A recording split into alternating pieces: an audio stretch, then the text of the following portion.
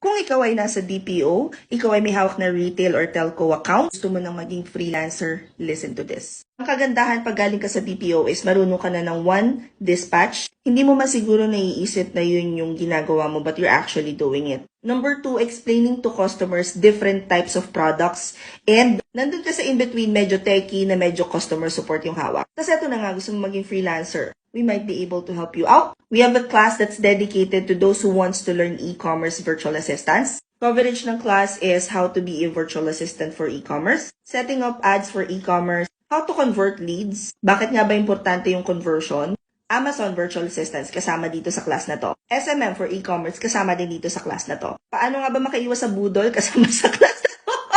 Anyway, the course is only 999 pesos at 4 na klase na yon, 4 na mentors na experts sa field nila at 4 na oras kada klase. Tuwing Sabado, 4 p.m. to 8 p.m. So pasok na pasok sa body clock ng morning person at mga bayaning puyat. I think what sets us apart from other coaches or mentors who are doing the same thing is that we are actually doing it. Freelancers kami, virtual assistants kami, ginagawa namin yun or may experience kami na gawin yun. But at the same time, we also own businesses dito sa field na to. And while you will only learn the basics for each of those topics, pag graduate mo, batang may laban ka na. Yes, may cert. Pero honestly, yung cert na yon, parang feeling ko bonus na lang yon dun sa learnings na makukuha mo. Pinakasulit to, promise.